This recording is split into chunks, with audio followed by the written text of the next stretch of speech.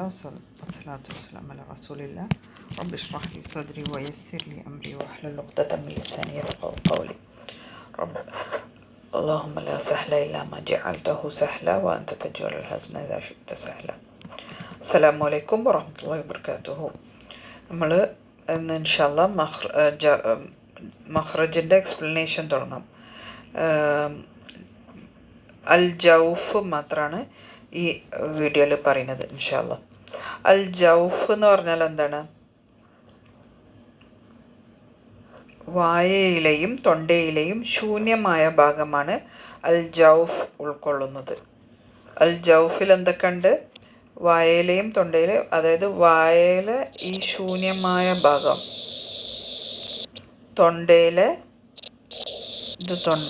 തൊണ്ടയിലെയും വായയിലെ ശൂന്യമായ ഭാഗം, ഈ എംപ്റ്റി സ്പേസ്, അതാണ് അൽ ജൗഫ് കൊണ്ട് ഉദ്ദേശിക്കുന്നത്.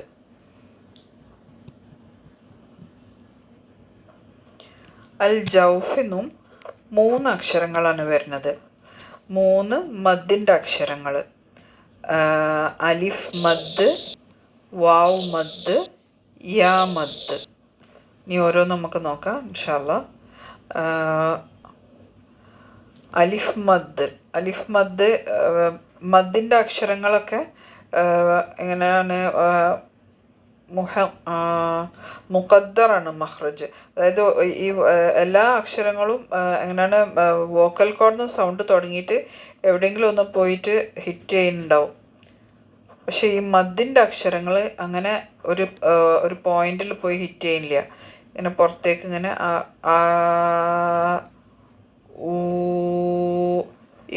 ഈ വോക്കൽ കോഡിൽ നിന്ന് സ്റ്റാർട്ട് ചെയ്താൽ പിന്നെ ഇങ്ങനെ സൗണ്ട് ഇങ്ങനെ ഒഴുകുകയാണ്. പിന്നെ ഈ ഒക്കെ എവിടെയെങ്കിലും പോയിട്ട് ഹിറ്റ് ചെയ്യുന്നില്ല. ഓക്കെ, അപ്പോൾ അതിൻ്റെ മഖ്റജ് ഒരു മുഖദ്ദർ എന്ന് പറയും. ബാക്കിയൊക്കെ മുഹഖഖാണ്. എവിടെയെങ്കിലും പോയിട്ട് ഹിറ്റ് ചെയ്യുന്നുണ്ടാവും, ഒന്നെങ്കിൽ ഇവിടെ, അല്ലെങ്കിൽ ചുണ്ട്, അല്ലെങ്കിൽ തൊണ്ട. പക്ഷെ ഇതിനങ്ങനല്ല. ഓക്കെ, ഇത് വോക്കൽ കോഡിൽ നിന്ന് തുടങ്ങിയിട്ട് സൗണ്ട് ഇങ്ങനെ ഫുള്ള് പുറത്തേക്ക് ഒഴുകാണ്. ഓക്കെ, അപ്പോൾ അലിഫ് മദ്ദിന് എന്താണ് ഇവിടെ സംഭവിക്കുന്നത്? വോക്കൽ കോഡിൻ്റെ അവിടെ നിന്നും എല്ലാ സൗണ്ടും വോക്കൽ കോഡിൻ്റെ അവിടെ നിന്ന് തന്നെയാണ് തുടങ്ങുന്നത്. എന്നിട്ട് ഇങ്ങനെ പുറത്തേക്ക് ഇങ്ങനെ ഒഴുകും. നാവിൻ്റെ ഷേപ്പ് ഫ്ലാറ്റ് ആയിരിക്കും, റാഹ പൊസിഷനിൽ. ഓക്കെ, റാഹ പൊസിഷനിൽ. വായ ഇവിടെ ഒരു ഇത്തിരി തുറക്കും, കുറച്ച് തുറക്കും. ഭയങ്കരമായിട്ട് തുറന്ന് ബോറാവണ പോലെയല്ല, ഒരു ഇത്തിരി തുറക്കും. ഓക്കെ, അത് അലിഫ് മദ്. ഇനി വാവ് മദ്ദും അലിഫ് മദ്ദും തമ്മിലുള്ള ഫോട്ടോയിൽ തന്നെ വ്യത്യാസം നോക്കുക. അലിഫ് മദ്ദിന് ഇവിടെ ഫ്ലാറ്റാണ്, വാവ് മദ്ദിന് ഇവിടെ ഉയർന്നിട്ടാണ്, ബാക്കിൽ ഉയർന്നിട്ടാണ്.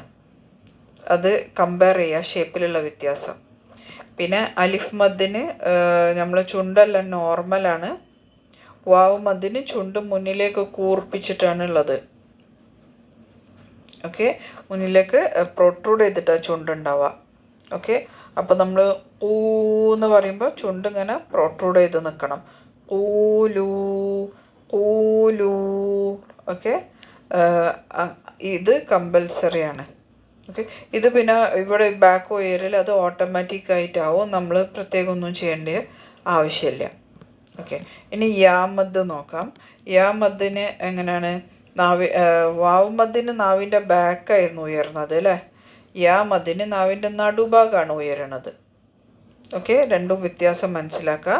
ഇവിടെ ബാക്കാണ് ഉയരണത്, ഇവിടെ നടുഭാഗമാണ് ഉയരണത്. എന്നിട്ട് താടി ഒരു ഇത്തിരി താഴോട്ടേക്കാവും. ഖീല എന്ന് പറയുമ്പോൾ താടി ഒരിത്തിരി താഴോട്ടേക്കാവും. ഓക്കെ, അങ്ങനെ അതാണ് ഇത് 3 തമ്മിലുള്ള ഒരു വ്യത്യാസം വരുന്നത്. അപ്പോൾ ജൗഫിന്ന് 3 അക്ഷരങ്ങളാണ്. എന്താണ്? അലിഫ് മദ്, വാവ് മദ്, യാ മദ്. ഓക്കെ, ജൗഫിന്നുള്ള അക്ഷരങ്ങൾ ഏതൊക്കെയാണെന്ന് ചോദിച്ചാൽ അലിഫ് മദ് പറയണം, യാ മദ് എന്ന് പറയണം, വാവ് മദ് എന്ന് പറയണം. ഓക്കെ, ഈ യാ മദ്ദും ഉണ്ട്, യാ ഗൈർ മദ്ദും ഉണ്ട്, വാവ് മദ്ദും ഉണ്ട്, വാവ് ഗൈർ മദ്ദും ഉണ്ട്. അതെന്താണെന്നുള്ളത് അവിടെ എത്തുമ്പോൾ പറയാം ഇൻഷാ അല്ലാ.